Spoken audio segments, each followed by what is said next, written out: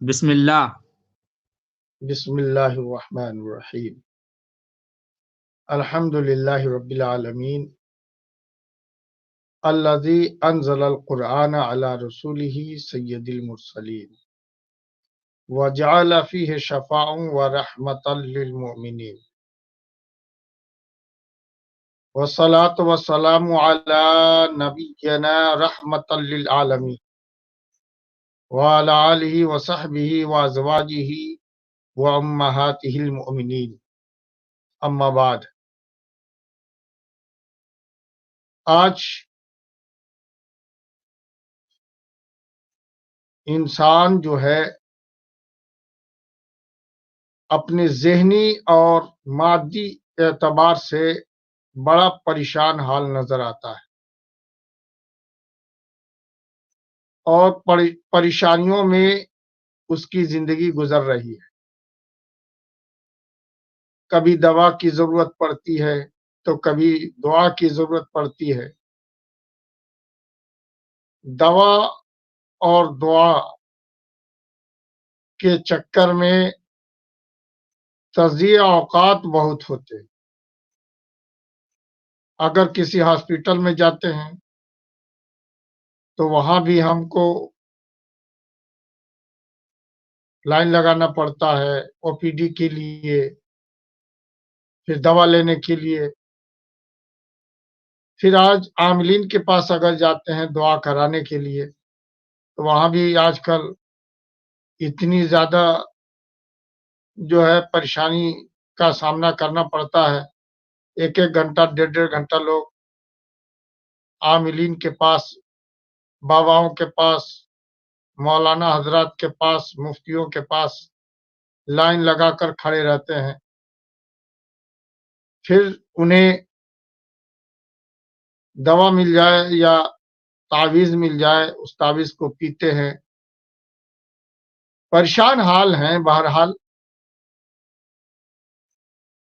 لیکن در حقیقت میں انسان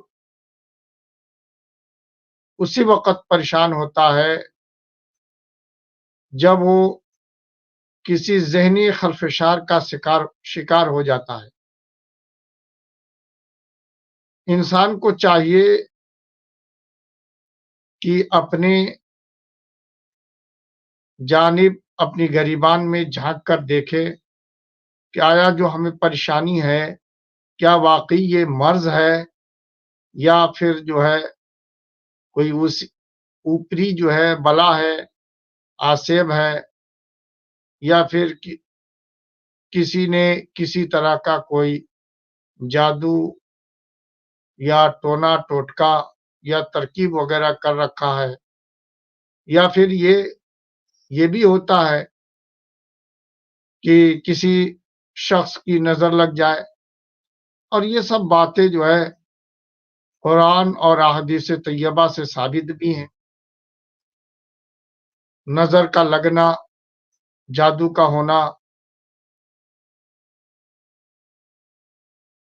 یہ ساری چیزیں ہمارے دھرم میں، ہمارے اسلام میں، قرآن سے، ہماری اسلامی کتابوں سے ثابت ہے۔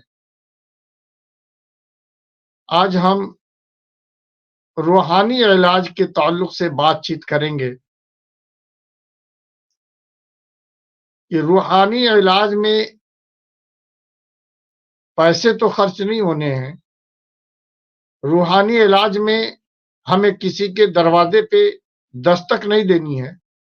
روحانی علاج میں ہمیں کسی بابا، کسی فقیر یا کسی جو ہے عامل کے چوکھٹ پہ گھنٹوں انتظار نہیں کرنے، بلکہ روحانی علاج میں ہمیں اپنی مصلوں پہ بیٹھ کر، مسجدوں میں بیٹھ کر، اپنے گھر کے اس کونے میں بیٹھ کر جہاں پر ہم نوافل اور ذکر و اذکار کرتے ہیں، وہاں بیٹھ کر وقت دینے کی ضرورت ہے۔ جو وقت ہم جو ہے دوسروں کے پیچھے دوڑ کر لگاتے ہیں، اسی وقت میں ہمارا بے شمار کام جو ہے اپنے گھر میں بیٹھ کر ہو جائے۔ جیسے آج ایک دوسرے سے لوگ کہتے ہیں کہ چلو بھائی کسی سے دعا کراتے ہیں، پیر و مرشد کے پاس جائیں گے، اپنے امام کے پاس جائیں گے، عالموں کے پاس میں جائیں گے، کہیں گے دعا کر دیجیے ہماری۔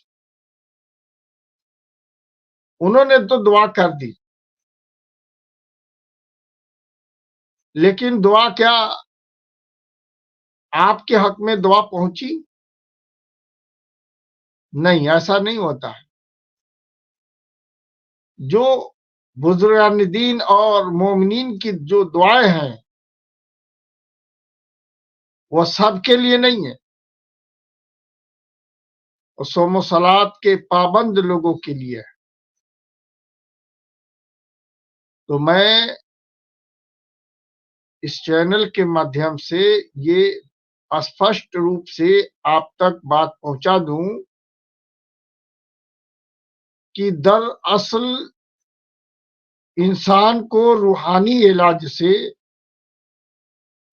شفا پانے کے لیے خود کو دعا کرنی چاہیے، اپنے بارے میں خود دعا کریں۔ اور کہا گیا ہے کہ اگر کسی سے ہم دعا کرائیں پتہ نہیں اس نے کیا یا نہیں کیا، اعتماد نہیں، مگر خود کریں گے تو اعتماد تو رہے گا نا کہ ہاں ہم نے یہ دعائیں مانگی ہے، ہم نے اس چیز کے لیے جو ہے وظیفہ پڑھا ہے، ہم نے اس چیز کے لیے صلاۃ التسبیح پڑھی ہے، ہم نے اس کی بابت جو ہے اوراد و وظائف شروع کیے ہیں، میں پڑھ رہا ہوں۔ اپنے اوپر اعتماد تو ہوگا نا۔ اب ایک شخص ہے کسی بابا کے پاس پہنچتا ہے اور کہا کہ ہمیں دعا کر دو، اس نے دعا کر دیا، پتہ نہیں، اب آپ کو تو معلوم نہیں ہے کہ وہ اپنے آپ کو باوضو رکھا ہے یا نہیں رکھا ہے، جھوٹ سے بچتا ہے کہ نہیں بچتا ہے، عقل حلال کھاتا ہے کہ نہیں کھاتا ہے،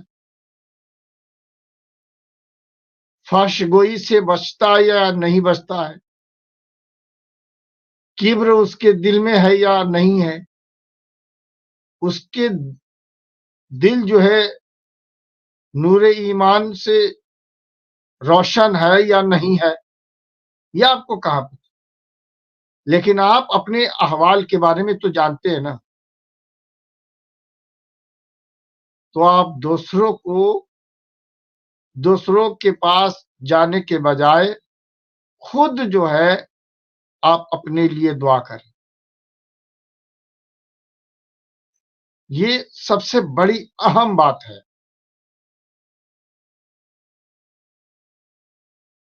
آج دنیا میں بے شمار لوگ ایسے ہیں نا جو دعا تعویذ گنڈوں کے چکر میں ایک دوسرے کے پیچھے لگے رہتے، مگر پریشان حال ہیں، ان کا کام ابھی تک پورا نہیں ہوا۔ آج یہاں گئے، کچھ دن دیکھا نہیں ہوا، کل وہاں گئے، پرسوں وہاں گئے، اس طریقے سے چکر کاٹتے ہوئے رہ جاتے ہیں، یہاں تک کہ ایک وقت آتا ہے کہ وہ پریشان ہو کر کے اور تھک ہار کر کے وہ جو ہے اپنے عالموں کو چھوڑ کر، مسلمانوں کو چھوڑ کر غیر مسلموں کے پاس، پنڈتوں کے پاس، سوکھا کے پاس، اوجھا کے پاس جا کر کے اب جو ہے غلط کاموں میں ملوث ہو جاتا ہے، اور یہ شریعت اس چیز کی اجازت نہیں دیتی۔ قرآن تو مومنین کے لیے ایک طرح سے شفا کا ضامن ہے، مسلمانوں کی شفا کے لیے قرآن کا نزول ہوا ہے۔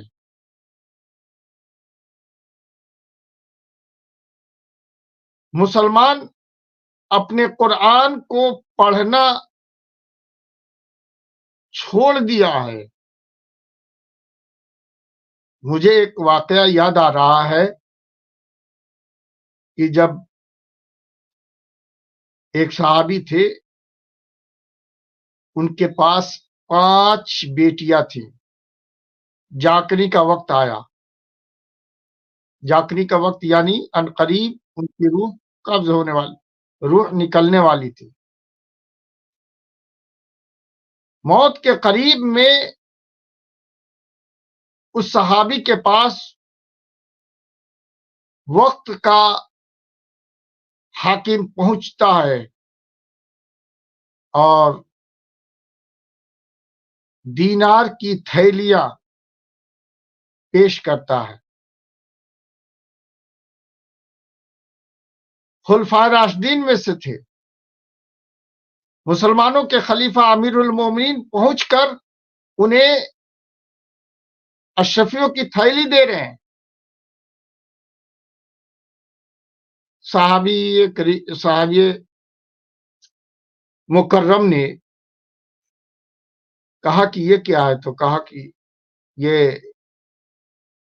آپ کی تو اب اس کی ضرورت نہیں ہے، لیکن آپ کے پیچھے 5 بچیاں ہیں، یہ ان کے کام آئیں گے، یا آپ اسے قبول کر لیجیے۔ آپ نے منع فرما دی،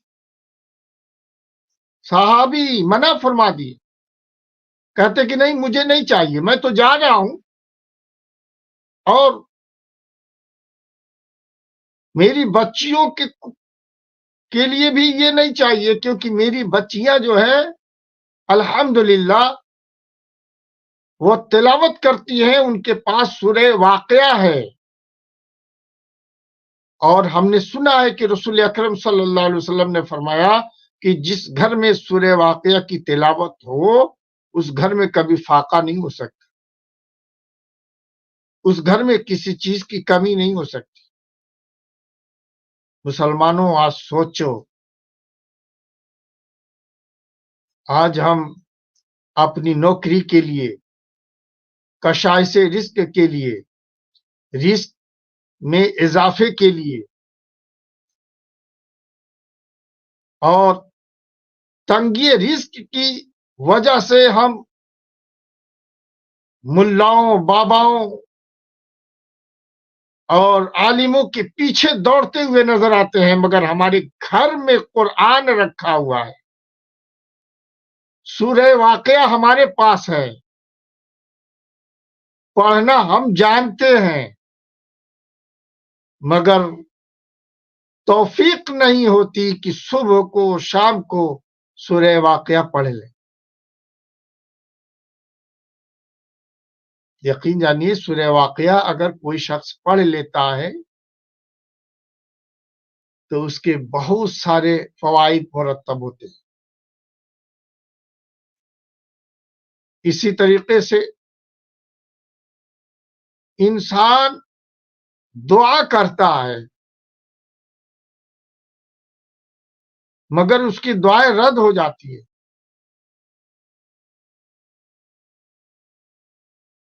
کیوں رد ہو جاتی ہے؟ کہ دعا کرنے کا جو طریقہ ہے اور دعاؤں کے جو آداب ہیں ان طریقوں سے ہم خالی ہیں، ان آداب کو ہم نے سیکھا ہی نہیں۔ آج کی نیو جنریشن میں اگر پوچھا جائے کہ دعا کس طرح مانگی جاتی ہے تو 98% لوگ جو ہے، عام لوگوں کی بات کر رہا ہوں، 98% نہیں جانتے دعا کس طرح سے کی جاتی ہے۔ وہ صرف اتنا جانتے ہیں کہ ہاتھ اٹھا دو اور اللہ سے جو مانگنا ہے مانگ لو۔ یہ سچ ہے کہ ہر آدمی شین اور قاف اور کاف لام اور زاد اور زور نہیں نکال پائے گا، اور جس طریقے سے عربی میں دعا مانگنی چاہیے وہ عربی میں دعا نہیں مانگ سکتا، لیکن کم از کم حضور قلب سے دعا تو مانگ سکتا ہے۔ میں اپنی آخری ایک بات بتا دوں کہ آج ہمارے ہاں فاتحے کی جو نوبت آتی ہے نا، فاتحہ کی، اور لوگ فاتحہ پڑھتے ہیں، امام صاحب کو بلا لیے، پیر صاحب کو بلا لیے، پیر صاحب فاتحہ پڑھ رہے ہیں، امام صاحب فاتحہ پڑھ رہے ہیں، پیر صاحب دعا کر رہے ہیں، امام صاحب دعا کر رہے ہیں، مگر جو فاتحہ کرا رہے ہیں گھر والے دعا میں شامل نہیں ہو رہے ہیں۔ پیر صاحب کہہ رہے ہیں یا اللہ اس گھر میں برکت دے دے، تو گھر والا بھی بیٹھے، گھر والا بیٹھ کر کے کہے کہ ہاں مالک و مولا ہمیں برکت چاہیے، آمین الہی تو اس دعا کو قبول کر لے۔ اس کا مطلب صاف ظاہر ہے کہ کوئی جو ہے وکیل وکالت کر رہا ہے، اور وکیل جو ہے سفارش کر رہا ہے حاکم کے بارگاہ میں، اور مجرم جو ہے اپنے کاموں میں لگا ہے۔ تو وکیل جس طریقے سے اپنے پیسے اور اپنی فیس کے لیے سفارش کر رہا ہے، بس یوں ہی سمجھ لو کہ وہ امام، وہ عالم، وہ فاتحہ کرنے والا شخص اس کا فاتحہ تو پڑھ رہا ہے، اللہ کی بارگاہ میں اس کے لیے وکالت تو کر رہا ہے، مگر جسے چاہیے وہ وہاں موجود نہیں ہے۔ جب بھی کوئی شخص آپ کے لیے دعا کرے تو آپ آمین کہیں، جب تک آپ آمین نہیں کہیں گے اس کا مطلب کچھ نہیں نکلتا ہے۔ اور جب دعا کرے تو حضور قلب کے ساتھ دعا کرے۔ ایک بات اور بہت پیاری یاد آ گئی حضرت موسیٰ کلیم اللہ کی۔ حضرت موسیٰ کلیم اللہ علی نبینا علیہ الصلوۃ والتسلیم سفر کر رہے تھے، ایک جنگل کے طرف سے گزر ہوا، چٹیل میدان بھی تھا، قریب میں جنگل بھی تھے۔ ایک شخص کو دیکھا کہ جانماز بچھائے ہوئے ہے اور نماز پڑھ رہا، اور سجدے میں گھنٹوں رو رہا ہے، بلک رہا ہے، آنسوئے بہا رہا ہے، مگر اسے کچھ حاصل نہیں ہو رہا۔ تو موسیٰ علیہ السلام تو نبی تھے اور اللہ کے کلیم بھی تھے، تو اللہ سے پوچھا کہ مالک مولا یہ تیرا بندہ ہے اور تو اسے تڑپا رہا ہے، کیا بات ہے؟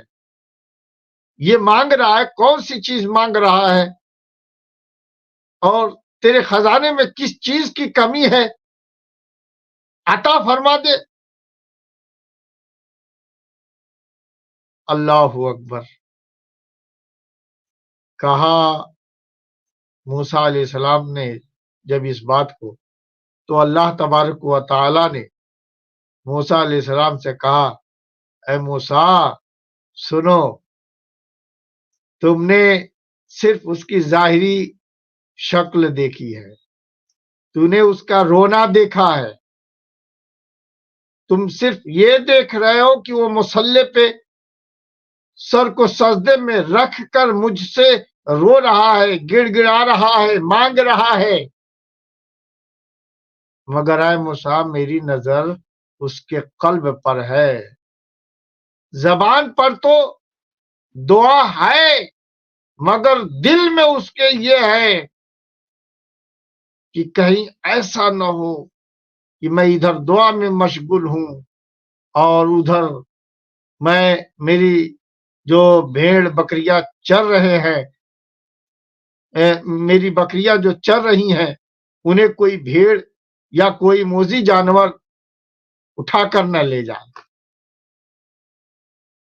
اس سے آپ اندازہ لگائیے کہ موسیٰ کلیم اللہ نے کہا تھا کہ آپ عطا فرما دیں، رب سے کہ آپ عطا فرما دیں۔ اللہ تعالیٰ نے موسیٰ کلیم اللہ سے کہا کہ اس کا دل جو ہے بکریوں کی ریوڑ کی طرف ہے، زبان جو ہے میرے لیے ہے، زبان جو ہے حاجات کی طرف ہے، اس کی آنکھوں سے آنسو جاری ہے، مگر اس کا قلب جو ہے حاضر نہیں ہے، اور اس کا دل، اس کا ذہن بکریوں کے ریوڑ کی طرف ہے، تو میں کیسے اس کی دعا قبول کروں؟ اس واقعے سے ہمیں سبق لینا چاہیے کہ جب بھی ہم اللہ کی بارگاہ میں دعا کریں، حضور قلب کے ساتھ کریں، ہمارا ذہن بھی حاضر ہو، قلب بھی مطمئن ہو،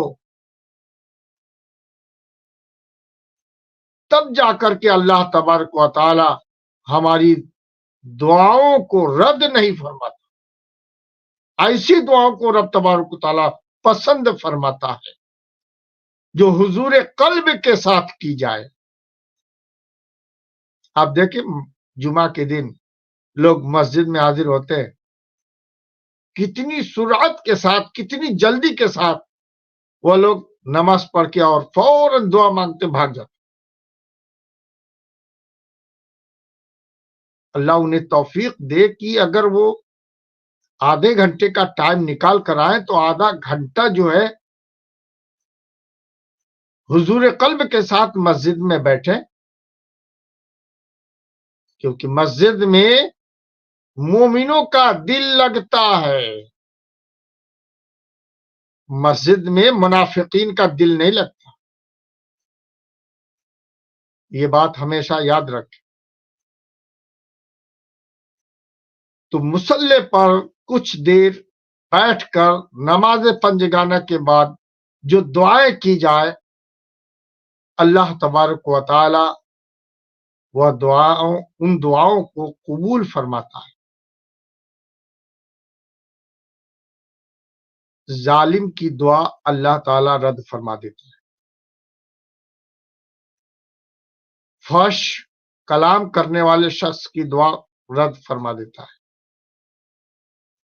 زنا کرنے والے کی دعا اللہ تبارک تعالی رد فرما دیتا ہے۔ لواطت کرنے والے کی دعا اللہ تبارک تعالی رد فرما دیتا ہے۔ عقل حلال نہ ہو، حرام کا لقمہ کھانے والا، حرام لباس پہننے والا اور حرام چیزوں سے اپنی پرورش کرنے والا، ایسے شخص کی دعا اللہ تبارک تعالیٰ قبول نہیں فرماتا۔ تو دعاؤں کی قبولیت کے لیے ضروری ہے کہ وہ حرام فعل سے بھی بچے اور حرام کھانے سے بھی بچے، حرام لباس سے بھی بچے، ہر ان امور کی پاسداری کرے جو جائز ہو اور حلال ہو، تب جا کر اللہ تبارک تعالیٰ اس کی دعا کو قبول فرماتا ہے۔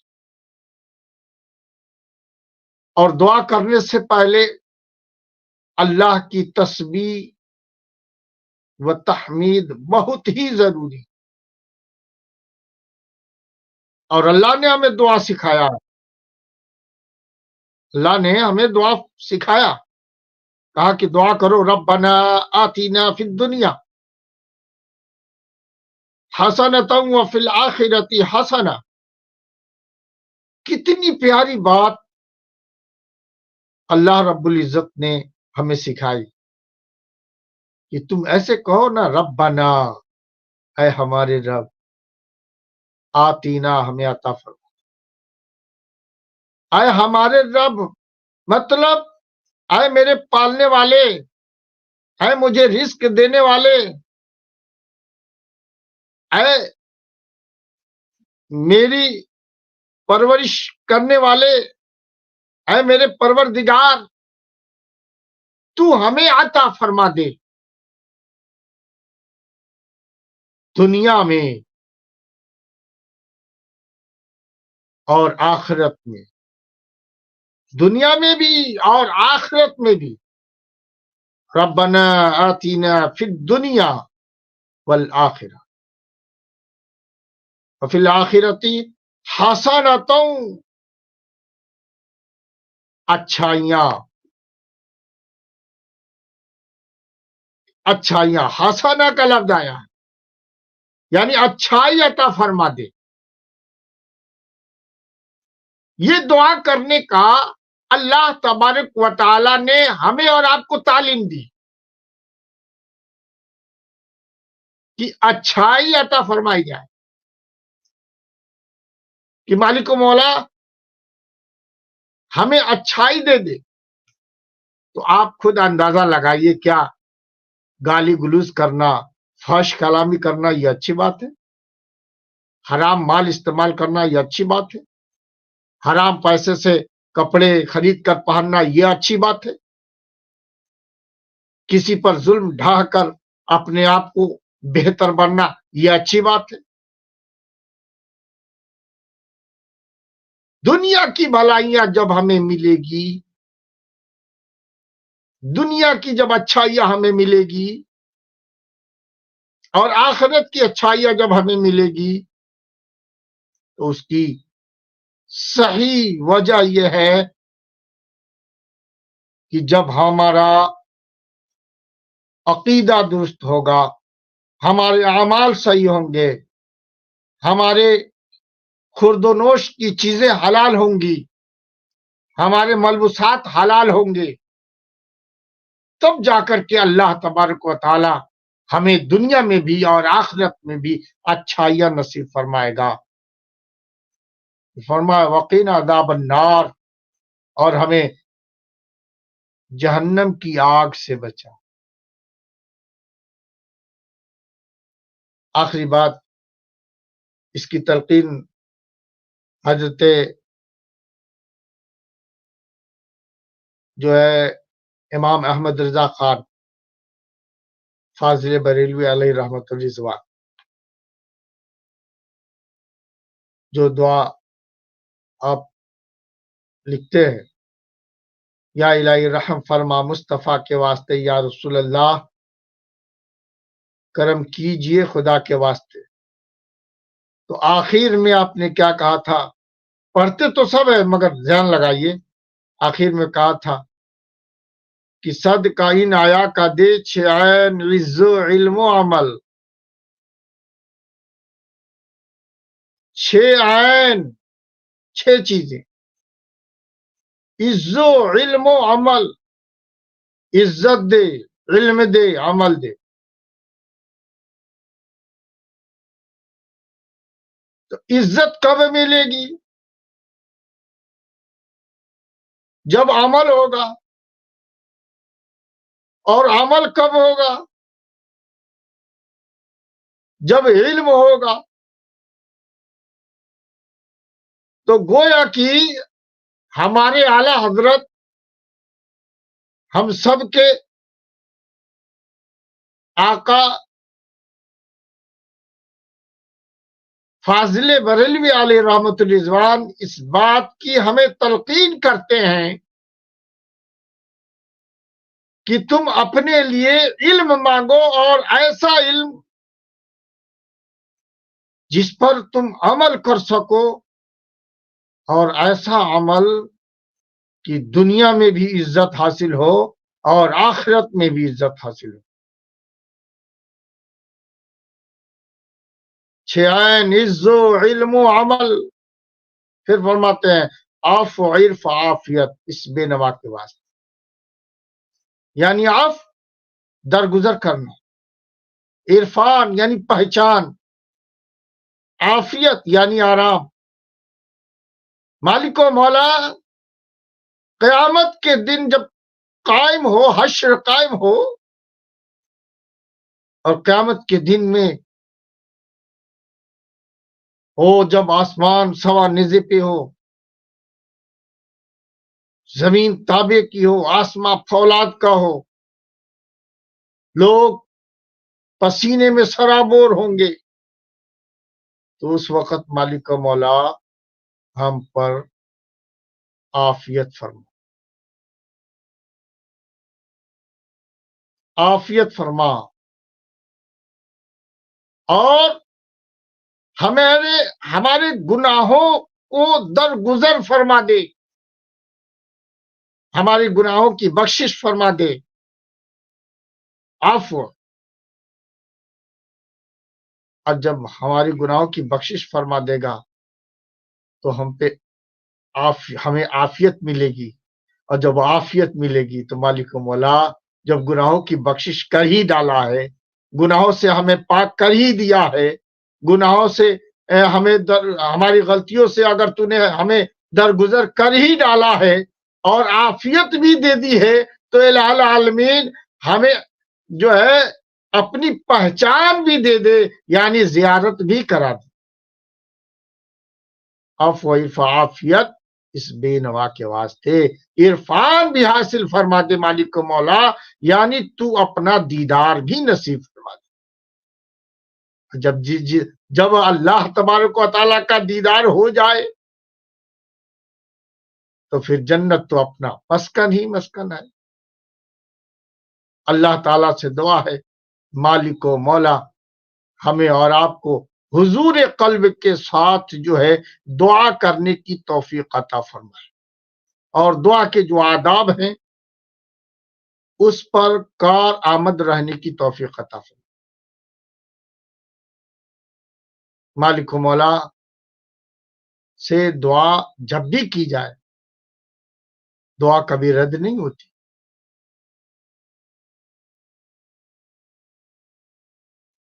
بلکہ دعا 3 حالتوں میں سے کوئی ایک حالت پہ ضرور ہوتی ہے، 3 حالتوں میں۔ انشاءاللہ الرحمن میں اگلے سیشن میں میں بتاؤں گا کہ دعا کیسے اور کس طرح قبول ہوتی ہے۔ آج کے لیے بس اتنی ہی کافی۔ اگر کسی سائل کو سوال کی ضرورت ہو روحانی علاج کے تعلق سے تو سوال کر سکتے ہیں۔ اسکرین پہ ہمارا نمبر بھی چل رہا ہے، آپ نمبر سے بھی کانٹیکٹ کر سکتے ہیں، اور اوراد و وظائف کے تعلق سے آپ اس نمبر سے رابطہ کر کے حاصل کر سکتے ہیں۔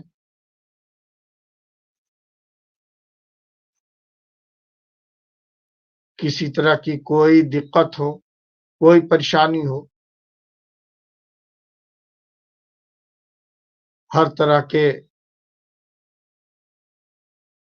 دقتوں کا سولوشن ہے صرف قرآن کی آیتوں کے ذریعے اور احادیث سے طیبہ میں وارد ہوئے جن دعاؤں سے ہمارے اسلاف نے فائدہ حاصل کیا ہے، ان دعاؤں کے ذریعے جو ہے ہم آپ تک جو ہے پہنچا کر آپ کی خدمت کرنا چاہتے ہیں۔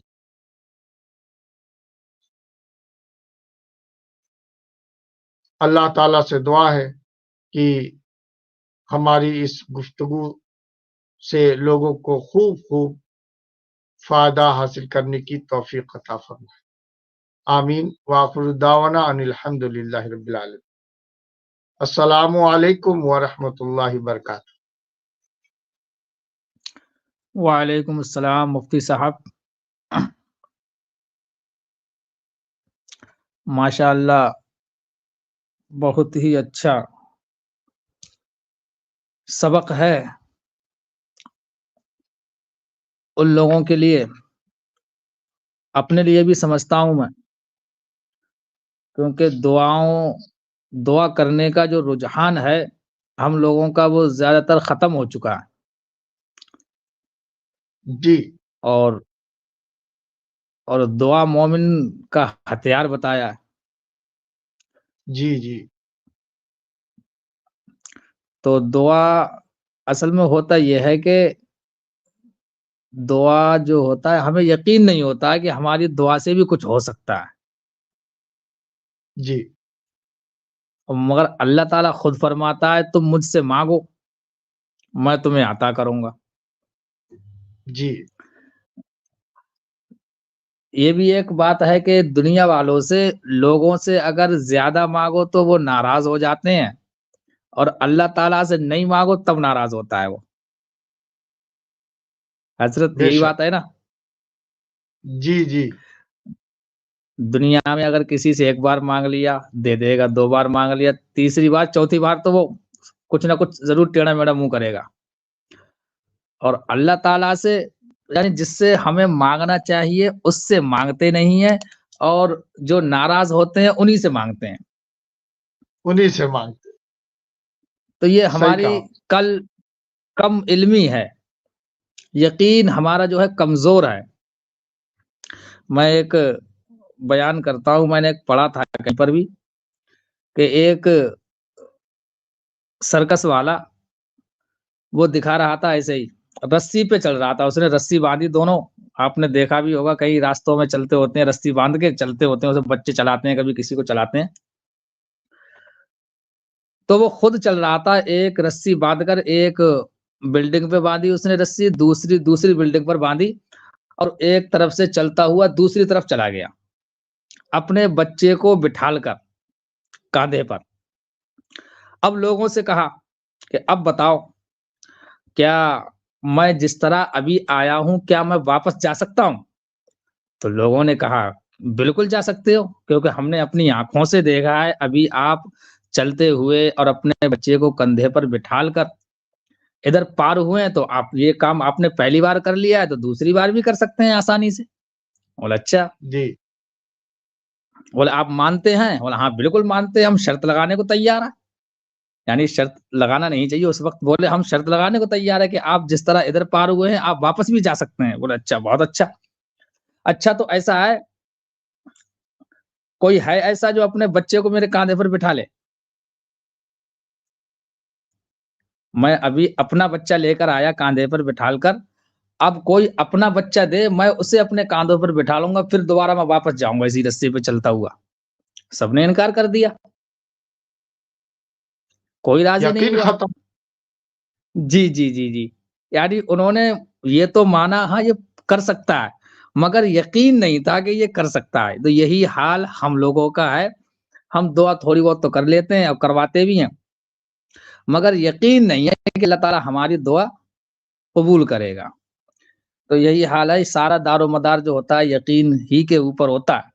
اللہ تعالیٰ فرماتا بھی ہے کہ جو بندہ مجھ سے جیسا گمان رکھتا ہے میں ویسا ہی ہوں اس کے لیے. اور ہم یہ بے سوچتے ہیں کہ شک. ہماری دعا قبول نہیں ہوگی، نہیں ہوتی ہے. اور جو لوگ یہ گمان رکھتے ہیں کہ میری دعا قبول ہوگی تو دعا قبول ہو جاتی ہے. ماشاءاللہ بہت اچھا آپ کا بیان رہا، اللہ تعالیٰ ہمیں اس پر عمل کرنے کی توفیق عطا فرمائے. اور آمین آمین. آج تو کسی نے سوال نہیں کیا ہے، تو آپ کی گفتگو ہی ماشاءاللہ اتنی اچھی تھی، تو لوگوں نے اسی گفتگو سے ہی ماشاءاللہ ان کے کئی سوال کا جواب مل گیا ہوگا جو آج ہماری دعائیں قبول نہیں ہوتی ہیں. بہت اچھی آپ نے بات بتائی. سب سے پہلے رزق حلال اور صدق مقال، یعنی جی زبان کی سچائی اور رزق حلال، 2 چیزیں اگر حاصل ہو جائیں تو انشاءاللہ تعالی ہماری ہر دعا قبول ہوگی، ہر جی پریشانی بھی جی دور ہوگی. تو انشاءاللہ تعالی اگلے جمعے کو پھر 10:15 پر یہی پروگرام رکھا جائے گا. اگر کسی بھائی کا کوئی سوال ہو، پہلے تو ہم دعا کرتے ہیں کہ اللہ تبارک و تعالیٰ کسی کو کوئی پریشانی ایسی نہ دے کہ ہمیں تعویذ وغیرہ کی یا وظیفہ کی ضرورت پڑے پریشانی دور کرنے کے لیے. ہاں اللہ کا قرب حاصل کرنے کے لیے وظیفہ کریں تو اور اچھا رہے گا. جی جی تو انشاءاللہ تعالیٰ پھر اگلے جمعے کے لیے حاضر ہوں گے. اگر کسی جی پریشانی ہو یا نہ ہو، ہر حال میں رب سے دعا کرنی چاہیے. بے شک صحیح بات ہے کہ پیارے نبی صلی اللہ تعالیٰ علیہ وسلم دعا کرتے تھے، اور یہ بھی آیا حدیثوں میں کہ آپ فرماتے تھے کہ میں روزانہ 100 بار استغفار کرتا ہوں، جی یعنی رب کی بارگاہ میں توبہ کرتا ہوں۔ انہیں توبہ کی کیا ضرورت ہے؟ تو ان کے مراتب بڑھا دیے جاتے ہیں اگر آپ کے گناہ نہیں ہوں گے تو ہر چیز سے فائدہ ہی فائدہ ہے، چاہے توبہ کریں، چاہے استغفار کریں، چاہے ذکر و اذکار کریں، تو اللہ تعالیٰ تو خوش ہو گئی۔ بہت بہت شکریہ تمام سامعین اور ناظرین کا۔ انشاءاللہ تعالیٰ اگلے ہفتے پھر جمعے کے لیے یہی پروگرام رکھا جائے گا۔ ویسا تو حضرت کا روز پروگرام چل رہا ہے، آج حضرت حاجرہ کا بیان ہوا تھا، اور روزانہ پروگرام آپ کا ہوتا ہے 9:30 بجے، اور یہ جو پروگرام ہے روحانی علاج کا سوال و جواب کا، یہ جمعے کے جمعے رکھا جائے گا۔ اگر آپ کا کوئی سوال ہو تو آپ ہمارے مفتی صاحب کا نمبر بھی اس میں ہے، آپ ان سے کانٹیکٹ بھی کر سکتے ہیں، اور آپ کے لوگوں کے ہوں ان کو وہ بھی شامل ہو جائیں، کیونکہ سوال کرنے سے کئی لوگوں کو فائدہ ہوتا ہے۔ اللہ تبارک و تعالی ہمیں اور آپ کو نیک عمل کی توفیق عطا فرمائے۔ آمین۔ آپ کا بہت بہت شکریہ مفتی صاحب، جزاک اور اللہ۔ ناظرین کا بھی بہت بہت شکریہ۔ ٹھیک ہے مفتی صاحب، پھر شب بخیر۔ خدا حافظ۔ خدا حافظ۔